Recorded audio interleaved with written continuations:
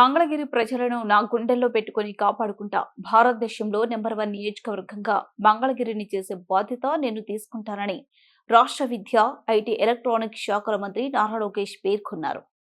మన ఇల్లు మన లోకేష్ కార్యక్రమంలో భాగంగా 3వ రోజు ఎర్రబాలెం డాన్ బాస్కో స్కూల్ ఆవరణంలో తాడిపల్లి మండలం కొరనుకొండకు చెందిన 231 మందికి, పద్మశాలి బజారుకి చెందిన 127 మంది పేదలకు పట్టాలను అందజేశారు. ఈ కార్యక్రమంలో మంత్రి లోకేష్ తో పాటు ఏపీఎంఎస్ఐడిసి చైర్మన్ మరియు జనసేన పార్టీ మంగళగిరి నియోజకవర్గ ఇన్ఛార్జ్ చిల్లపల్లి శ్రీనివాసరావు మరియు ఎన్డీఏ కూటమి నాయకులు తదితరులు పాల్గొన్నారు. ఈ సందర్భంగా మంత్రి లోకేష్ మాట్లాడుతూ 2019 ఎన్నికల్లో తొలిసారి ఎన్నికల్లో మీ ముందు నిలబడ్డా. నియోజకవర్గంపై పెద్దగా అవగాహన లేదు. మీ సమస్యలు తెలుసుకోలేకపోవడం, కేవలం ఎన్నికలకు ముందు 21 రోజుల ముందు రావడంతో 5300 ఓట్ల తేడాతో ఓడిపోయా. ఓడిన రోజు కొంచెం బాధపడ్డా. రెండో రోజు నుంచి నాలో కసి పెరిగింది. మంగళగిరి ప్రజలకు సేవ చేయాలని నిర్ణయించుకున్నాను. 5 ఏళ్ల పాటు సొంత నిధులతో సేవ కార్యక్రమాలు నిర్వహించా.